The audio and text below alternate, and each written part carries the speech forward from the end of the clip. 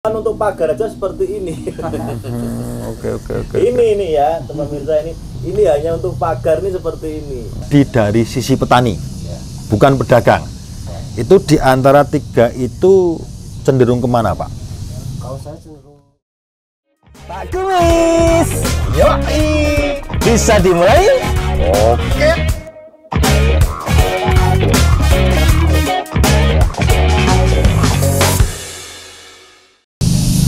Halo sahabat visi, bagaimana kabarnya hari ini? Ya, semoga selalu keadaan sehat dan tetap semangat. Assalamualaikum warahmatullahi wabarakatuh. Jumpa lagi dengan saya Pak Kumis, tentunya dalam acara kesayangan kita P3K, Podcast Pojok Pak Kumis.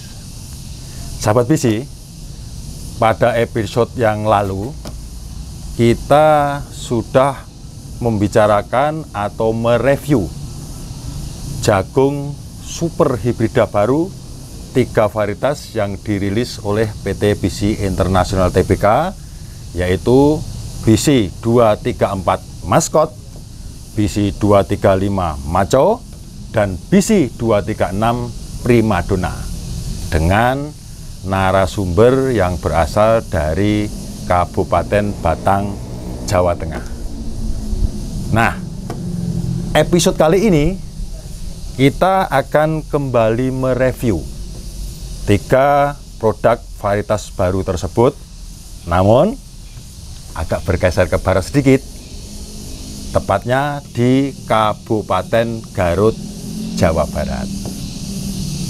Saat ini telah hadir bersama kita para narasumber yang juga merupakan tokoh tani. Ada sebelah kiri saya, namanya Pak Johar. Kumaha damang Pak Johar? Alhamdulillah. Alhamdulillah. Nah, beliau ini, sahabat BC, merupakan petani kunci dan juga tokoh tani sekaligus KTNA yang berada di Kabupaten Garut. Kemudian di sebelah kiri ada Bapak Yadi. Kumaha Pak Yadi damang? Alhamdulillah damang. Sehat ya Pak? Sehat. Alhamdulillah. Nah, beliau ini merupakan petani juga. Namun di samping itu beliau ini sebagai pengepul, atau kalau istilah di Jawa Barat itu namanya bandar. Nah, bandar jagung yang berada di salah satu di Jawa Barat. Supaya lebih ramai gayeng obrolan kita kali ini, seperti pada episode sebelumnya, kita juga ada hadir di depan saya ada Bapak Wahyu Lasdarwanto yang akrab disapa Pak Lasdar. Sehat Pak Lasdar? Sehat Pak Kumis.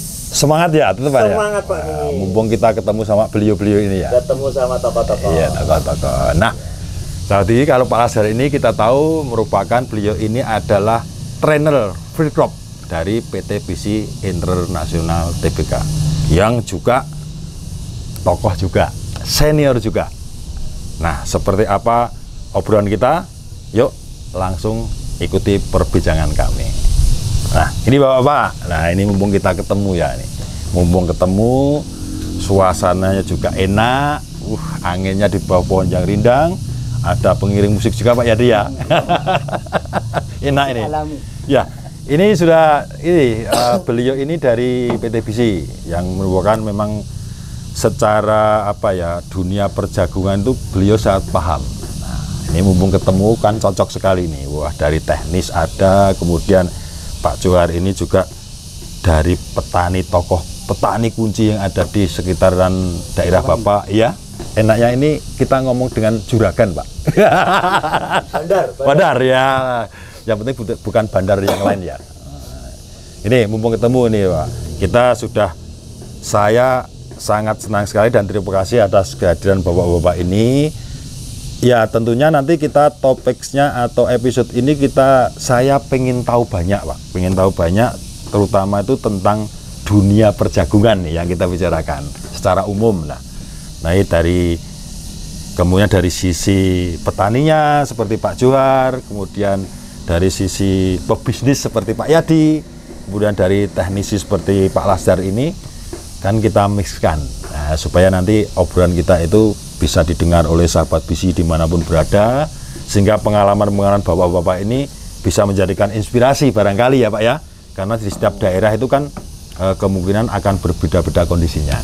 Ini bicara mengenai dunia perjagungan secara umum nih Pak Johar dan Pak Yadi ya, nanti barangkali Pak Lazar bisa nambahi. Saya ingin tahu Pak, karena itu saya terus terang Pak Johar, Pak Yadi, masalah dunia perjagungan itu masih awam sekali. Makanya saya ingin tahu, belajar banyak dari bapak-bapak ini menurut pengalaman saja Pak. Kita kan yang penting kan real, nyata, apa adanya kan.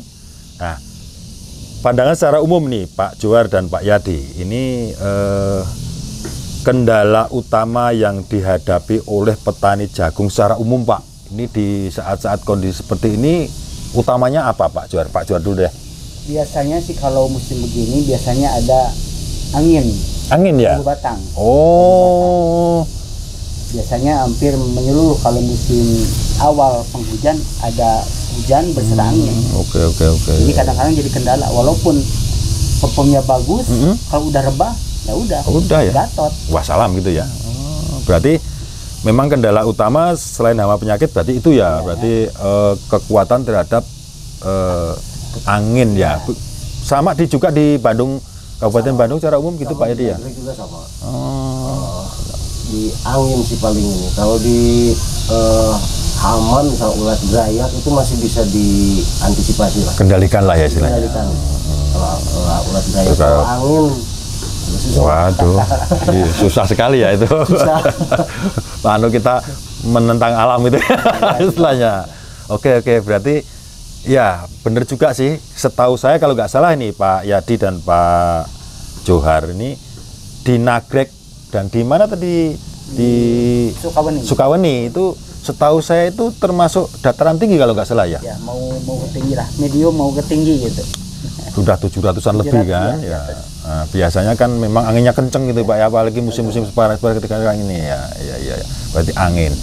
Berarti kalau begitu harus petani-petani itu milih jagung atau varietas yang memang batangnya kuat gitu ya Pak ya? Ya, atau bagaimana Pak? Selain batang kuat, dari tinggi pohon jagungnya juga berpengaruh Pak. Kalau terlalu tinggi di atas 2 meter itu kemungkinan rebah besar ya, prosentasenya gitu ya. Kalau menurut Pak Yadi, mungkin Pak Johar bisa nambahi, ketinggian batang nih ya, ketinggian batang jagung dari pangkal sampai ujung itu idealnya kalau di lokasi seperti Nagrek, seperti Sukawani, atau secara umum di Jawa Barat yang ketinggiannya sudah lewat medium ini, tingginya berapa meter? Yang 2 meter sampai 2,5 meter. Itu ya? Itu masih kuat-kuat angin gitu ya? Kalau lebih dari itu? Kalau lebih dari itu udah gampang roboh. Apalagi di waktu-waktu di 60 hari. Setelah 60 hari ke sana ya berarti? 60 hari setelah tanam. Itu biasanya lagi berat-beratnya ke atas. Mulai keluar tongkolnya itu ya. Itu riskan.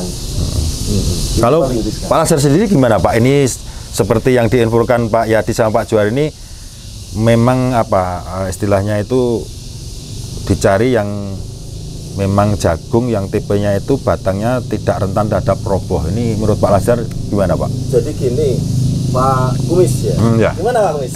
Oke.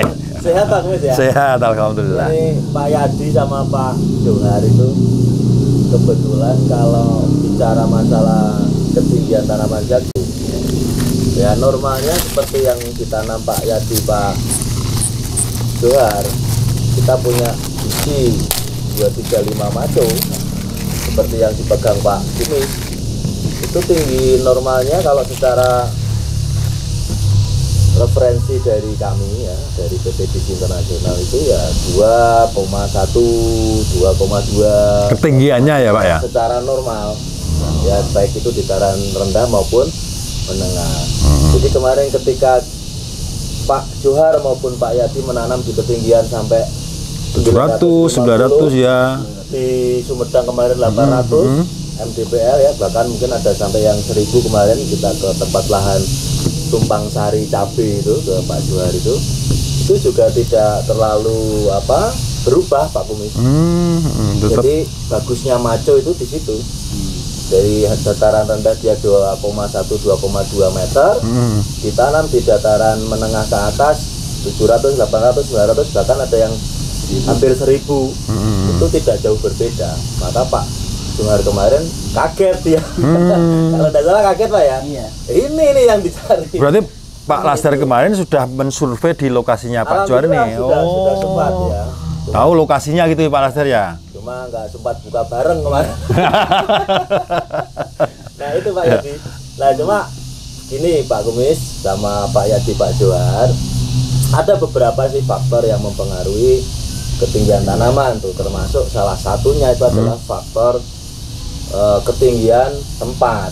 Lokasi berarti ya. Di beberapa varietas, ingat dulu BC2 Pak Kumis, kalau di dataran rendah dia paling-paling 1,9, 2,0, 2,1 meter. Kita tanam di daerah Sarangan, Jawa Timur atau Tawangmangu, itu dia bisa 2,5 meter. Cuma tentang kokohnya tanaman atau batang roboh dan tidak, itu karakter batangnya juga. Jadi bukan hanya melulu dari tinggi. Secara genetik ya Pak? Secara genetik. Nah kalau ini jangan khawatir Pak Yadi sama Pak Johar, kami sudah mengadakan penelitian sama Pak Kumis dari Sabang sampai Merauke. Alhamdulillah Pak Johar sama Pak Yadi sudah kenal Pak Kumis. Sekalian ini kita nyambung rasio ya, ini coba saya minta contoh ya. Ini pemirsa sekalian bisa Berarti ini yang mau dijelaskan Pak Lasdar, mohon maaf saya potong Pak saya. Berarti kan ini menyambung tadi pertanyaan beliau. Oke. Saya hanya ingin meyakinkan bahwa varietas baru kita BC 235 Maco. Ini rasio tinggi tongkol dibanding tinggi batang atau tanaman secara keseluruhan itu tidak lebih dari 60%. Jadi caranya gimana Pak? Jadi misalnya ini akar misalkan aja. Ya, pangkal ya. Nah, misalnya ini anggap aja ini pangkal. Tinggi tongkol ini, yang tongkol utama tuh ya. Atas berarti ya. Ini kita ukur dibanding tinggi keseluruhan tanaman itu. Nah, itu rasionya berapa? Nah, kita bersama Pak Kumis ya, dari Sabang sampai Merauke, ada Aceh, Tenggara, Medan, daerah Lampung, Lampung Selatan, Lampung Timur, Lampung Tengah, Jawa Barat, sampai ke Nusa Tenggara Timur, sampai ke Kupang, sampai ke Sulawesi. Dia menunjukkan rasio tinggi tongkolnya itu adalah tidak melebihi dari 55% Pak. Artinya ketika ada angin ya, maka letak tongkolnya ini tidak terlalu tinggi. Itu salah satu faktornya juga. Selain tadi adalah memang genetika batangnya juga kuat. Nah, yang ketiga adalah dia walaupun nanti sudah tua. Nah, kita lihat ini umur 100 berapa kemarin? Kalau tidak salah 103 hari ya. Kita lihat batangnya tuh masih stay green. Terus daunnya tadi kalau sebelum dirampas juga stay green. Gitu Pak Yadi, Pak Kumis. Berarti kalau bisa ditarik kesimpulan, letak tongkol itu juga berpengaruh tentang kerobohan Pak Lasdar gitu ya? Sangat berpengaruh. Oh gitu ternyata Pak. Berarti letak tongkol itu utama ya Pak ya? Karena itu kan keluar 2 tadi yang buat contoh. Berarti kita acuannya yang itu. Yang berarti sebetulnya tuh bonus. Oke. Gitu, ya. Artinya, mohon maaf ini kalau nggak salah persepsi saya ini Pak Yadi, Pak Johar ya, menurut informasi Pak Lasdar, letak tongkol itu semakin tinggi, dia semakin riskan atau resiko? Pasti Pak. Karena istilahnya kalau kita mengistilahkan adalah massa atau beban beratnya ada di atas. Tapi kalau kita sekarang punya jagung, baik itu yang baru tuh Maco, baik kemarin di Cirebon tuh Maskot. Nah, terus kemarin beberapa di area teman-teman itu Primadona, itu semuanya tidak lebih dari 55%. Artinya berarti untuk 3 produk varietas jagung Superida baru yang dirilis oleh PT BC International Tbk ini aman. Lebih aman dibanding dengan yang lain gitu. Ketika ada angin. Tadi Pak Yadi istilahnya kalau sini angin besar tuh apa istilahnya? Angin puyuh apa-apa. Paling Gitu ya. Yes, intinya kalau anginnya ekstrim gitu ya, itu akan lebih aman Dibanding yang lain. daripada yang rasionya di atas 60. Oke. Rasio tinggi tongkol yang kita maksudkan, Pak. Berarti cara mengerti rasio tinggi tongkol itu caranya bagaimana, Pak? Ya, tinggi tongkol utama ke tanah Sampai kita ukur pakai meteran dibanding dengan tinggi tanaman keseluruhan. tidak Jadi, melebihi ya, berarti. ruas setelah di bawah bunga atas, ya ruas kedua itu kita ukur sampai tanah, itu dibandingkan kali 100%. Berarti berapa persen gitu ya? Ketemulah angka 50 sampai 50. Kalau maksimal 60 rasionya berarti masih Resiko. aman. Ya Resiko gitu kelompok. berarti gitu. Itu, Pak. Oke. Sekarang kembali ini Pak, ke secara umum dulu Pak Yadi dan Pak Johar ini yang nanti kita lanjutkan dengan yang dijelaskan oleh ahlinya lah ya kita kan. Ini secara kacamata petani dulu. Nah Pak Johar ini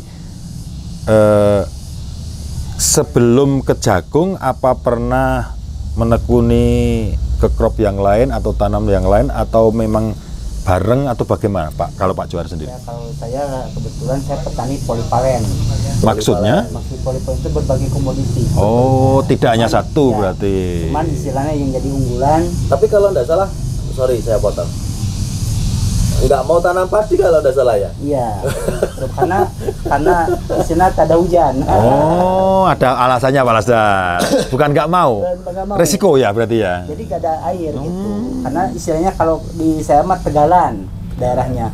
Ke Gunung Belum. Dari Sabah. Sawah juga enggak. Ada. Oh, ini nanggung ya Pak ya. sawah guludug, Pak. Gitu ya. Sawah geluduk. Istilahnya gitu ya. Sawah Guli nggak ada. Nggak ada juga. Nggak ada. Tayak. Tak ayah. Tayak. Tak aya. 100% di kampung saya nggak ada tanaman padi. Tak aya. Tayak. Kalau orang Tegal bilang laka. Laka, nggak ada. Kalau Pak Yadi mah masih ayah masih. Ayah ya. Ayah ada dikit baik. Lanjut Pak. Oke. Bentar Pak saja. Ya. Ini menarik sekali nih. Saya menarik. Ini sebelum ke juragan ini ya.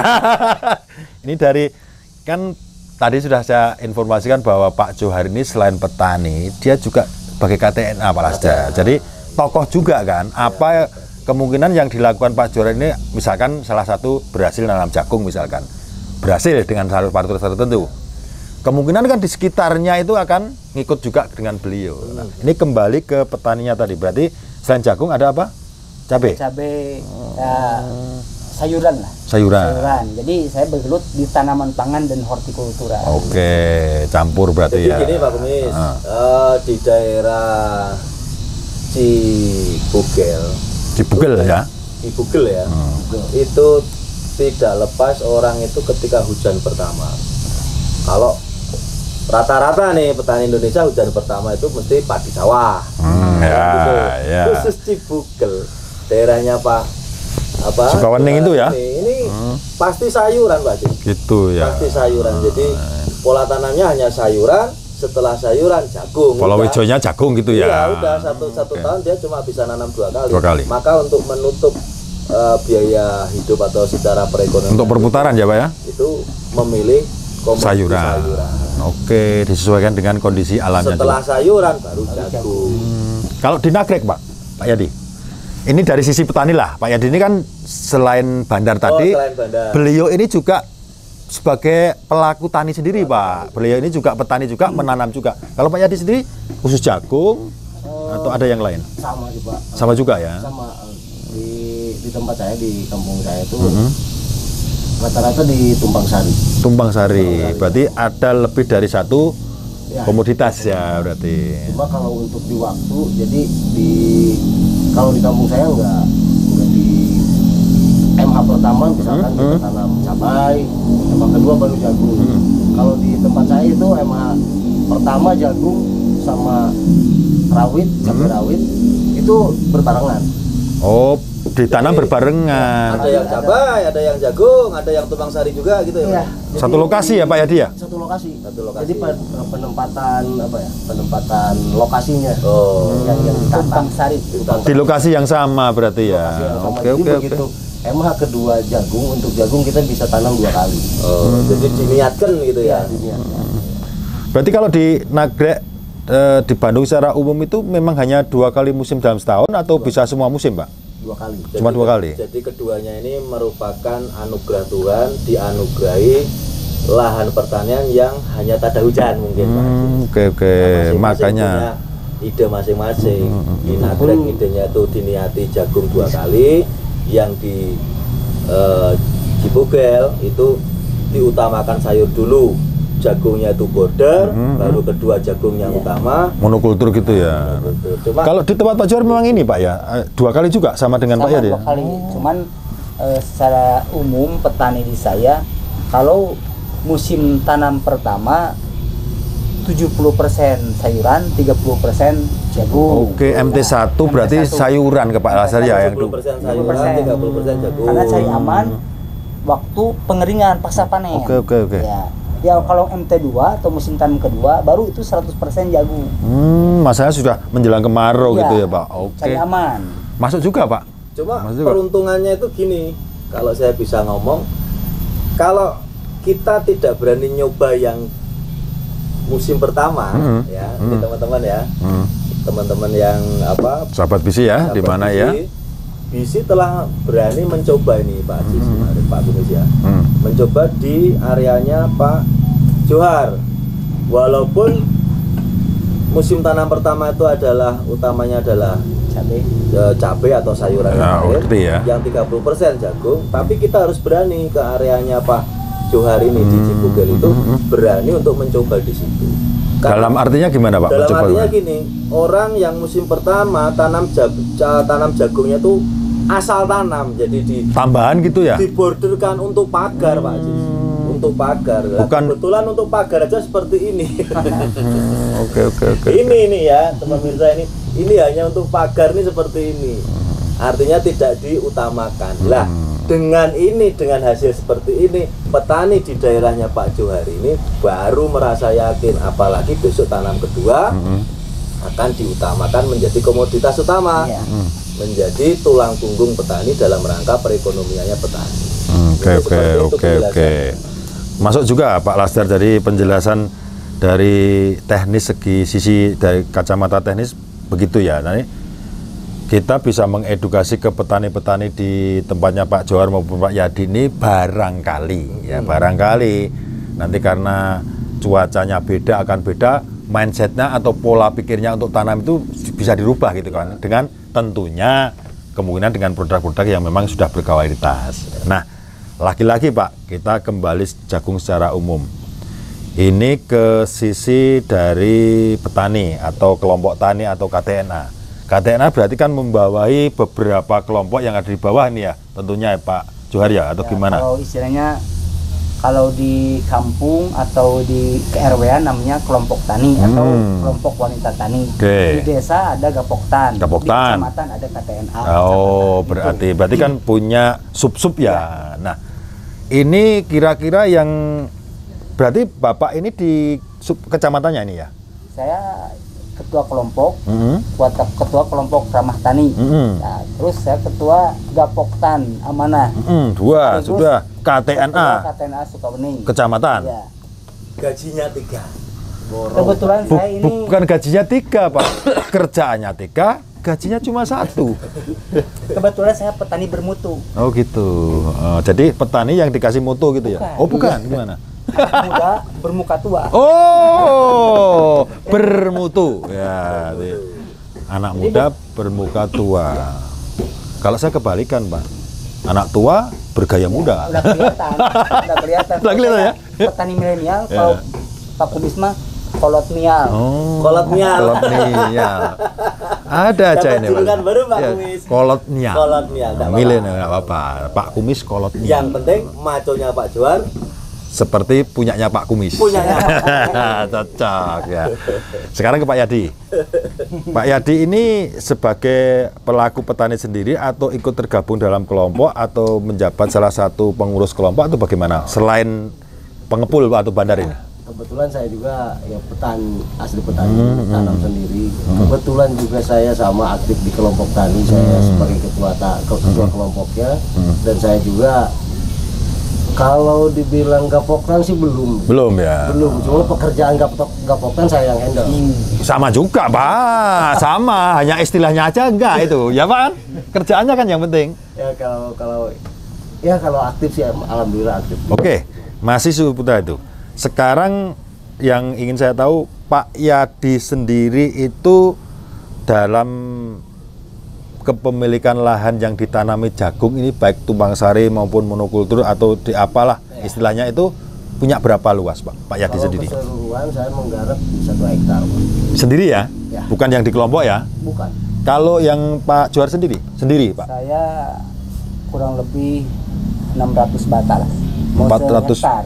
Cuman hampir ya?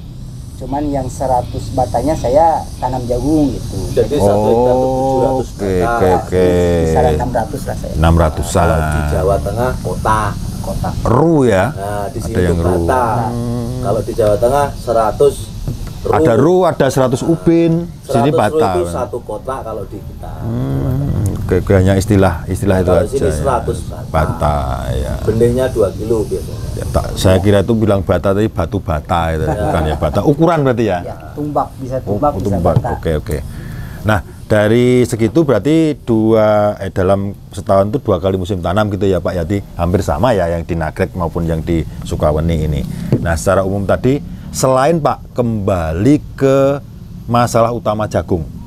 Karena di dataran tinggi, menengah ke tinggi ini di tempat Pak Yadi dan Pak Johar ini otomatis tadi masuk akal juga karena yang ditakuti itu pasti utamanya adalah angin kan ya. Selain itu Pak, karena mohon maaf ini, setahu saya dari informasi petani-petani di mana yang sering saya jumpai, itu semakin lokasi itu tinggi, dia rentan terhadap OPT terutama kayak jamur. Ayo itu kalau di tempat Pak Yadi Pak Sama. sama juga ada ya? Penyakit yang rentan di jagung secara umum ya pertama kresek atau hawar daun. Hawar daun. Ya. Oke. Kedua busuk tongkol atau apatoksin. Ya, oh ya, Yang ketiga bulai. Bule ya. Ya, bulai. Itu memang kalau terjadi ada serangan itu udah fatal. Oke. Makanya petani pinter-pinter memilih varietas.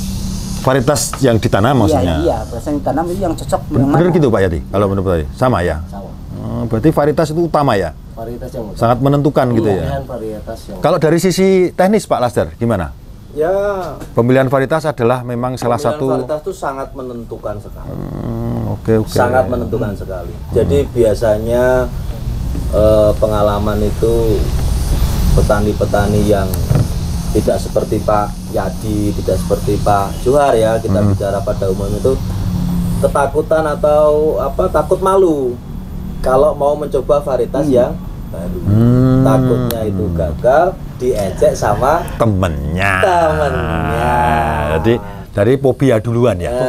Fobia duluan ya Pak Yadi ya? Sekarang di sini sudah ada Pak Kumis Pak, jadi tinggal ikut Pak Kumis. Oh gitu ya? Nah, insya Allah selamat jagungnya. Soalnya kita punya jargon Pak, kata Pak Lasder. Gimana jargonnya Pak? Jargonnya adalah apa kata Pak Kumis. Pak Kumis bilang maco ya maco gitu loh istilahnya. Begitu Pak kata Pak Lasder gitu ya.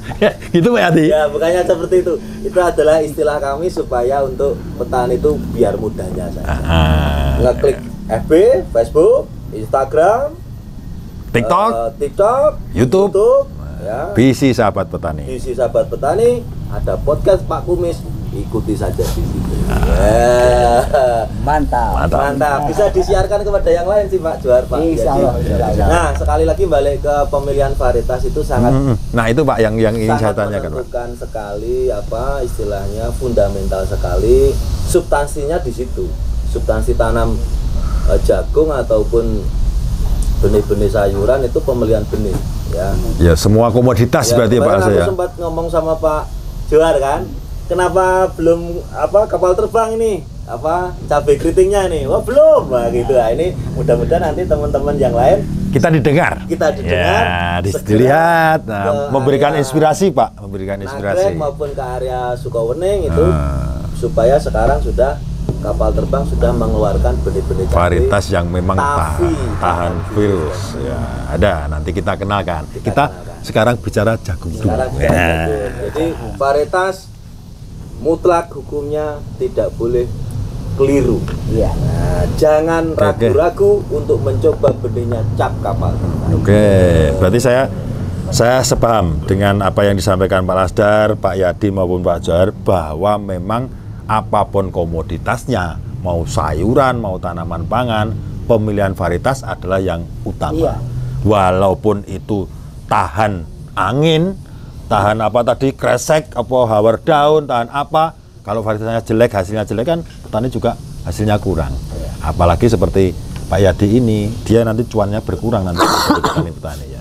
Oke Pak, berarti kita sudah dapat sedikit gambaran. Karena ini Pak, pengen saya itu secara untuk dunia berjagoan sekali lagi sangat awam. Makanya bapak-bapak ini, termasuk Pak Lasdar ini, mungkin bisa menginspirasi saya.